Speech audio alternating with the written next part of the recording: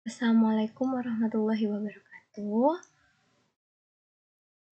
Hari ini kita akan mempelajari mengenai sistem koordinat kartesius yang mengenai kedudukan garis.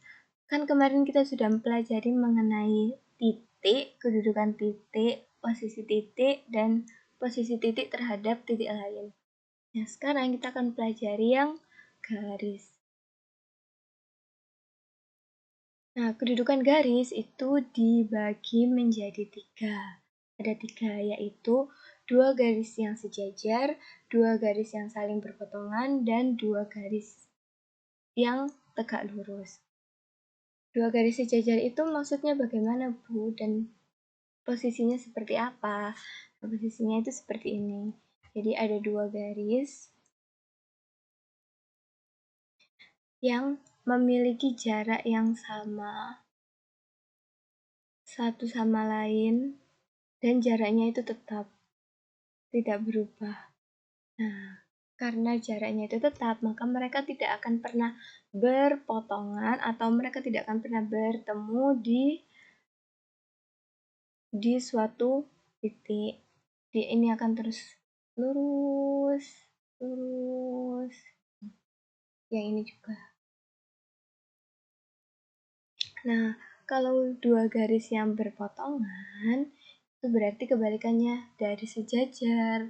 Berarti 2 garis ini akan bertemu di satu titik. Nah, kalau 2 garis yang tegak lurus, itu bentuknya seperti ini. Nah, ini kan mirip ya dengan 2 garis yang berpotongan. 2 garis yang tegak lurus itu juga dinamakan 2 garis yang berpotongan. Namun, dia memiliki sudut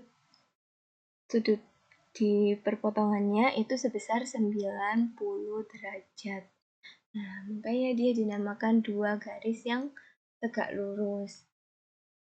Kalian juga bisa menyebutnya 2 garis yang berpotongan tegak lurus. Jadi, berpotongan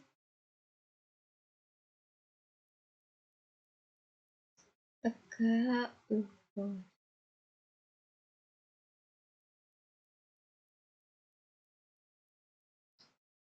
Nah, itu kan kita sudah mempelajari 2 garis yang saling sejajar, 2 garis yang saling berpotongan, dan 2 garis yang tegak lurus. Sekarang, kita akan pelajari mengenai kedudukan garis terhadap sumbu X dan sumbu Y. Kalau tadi 2 garis, berarti yang ini juga 2 garis, tapi salah satu garisnya itu adalah sumbu X atau sumbu Y. Nah, jadi sumbu X sama sumbu Y ini dianggap sebagai garis. Kan memang sumbu X sama sumbu Y ini adalah garis kan? Seperti yang sudah saya jelaskan kemarin. Nah, misal ada suatu garis. Nah, misal garis ini adalah garis L. Berarti garis L ini apanya sumbu X? Garis L ini berarti sejajar dengan sumbu X. Lobu garis L ini kan juga Lobu garis L ini kan juga tegak lurus dengan sumbu Y. Nah, iya, berarti garis L ini juga tegak lurus dengan sumbu Y. Lagi, misal ada suatu garis. Nah, ini. Nah, sebut saja dia garis M. Nah, berarti garis M ini tidak 90 derajat, berarti garis M ini berpotongan dengan sumbu Y. Lalu ada garis lagi. Misal, nah sini. Misal ini adalah garis B. Nah, kedudukan garis B ini terhadap sumbu Y bagaimana? Berarti dia, nah kan bisa dilihat di sini, jaraknya sama semua. Berarti garis B ini sejajar dengan sumbu Y. Kalau terhadap sumbu X berarti ini 90 derajat, berarti dia tegak lurus dengan sumbu X. Dapat dimengerti? Mudah kan? Cuma tinggal melihat garisnya terhadap sumbu X atau sumbu Y. Selanjutnya ada suatu garis yang melalui suatu titik. Jadi kita diminta untuk menentukan garis yang melalui suatu titik. Jadi ada titiknya dulu. Misal ini ada titik namanya F.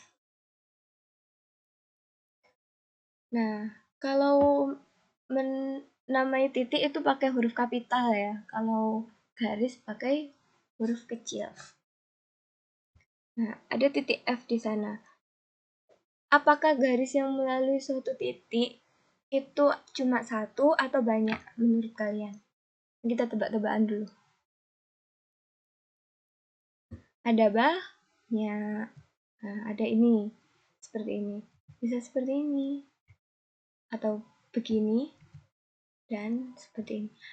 Dan nggak cuma ini aja. Ada juga yang seperti ini. Ada yang bisa seperti ini juga. Nah, berarti ada banyak sekali garis yang melalui suatu titik.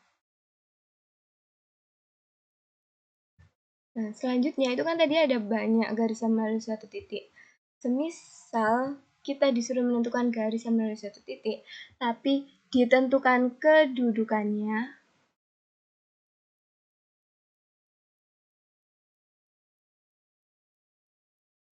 Nah, itu berarti nanti garisnya itu nggak akan sebanyak yang sebelumnya. Contoh, jadi di sini ada titik, misal titik B. Nah, tentukan garis yang melalui titik B dan sejajar dengan sumbu X. Garis yang melalui titik B dan sejajar dengan sumbu X. Berarti kan cuma ini aja kan. Nah, seperti ini kan. Cuma ada satu. Kan nanti kalau dia miring-miring dikit kan berarti dia tidak sejajar kan. Misal ada lagi. Ada satu titik lagi. Tentukan garis yang melalui titik S dan berpotongan dengan sumbu Y. Nah, apakah cuma satu? Nah, kalau berpotongan saja itu berarti nggak cuma ada satu, ada banyak. Bisa seperti ini juga. Bisa seperti ini. Maaf. Seperti ini. Dan seterusnya.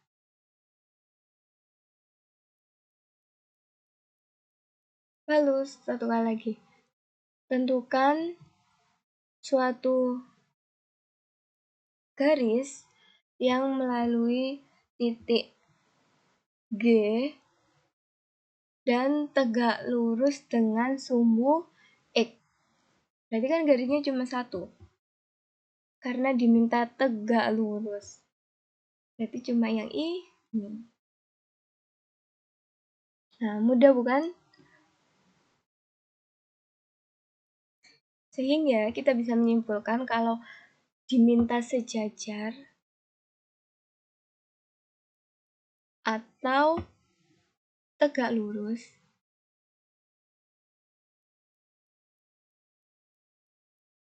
dari sumbu X atau sumbu Y itu garisnya cuma ketemu satu.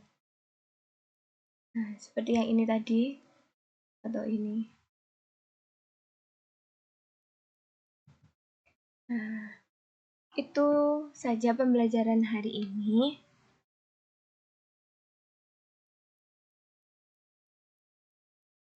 Jika ada pertanyaan, silakan ditanyakan di grup WA ataupun di forum belajar.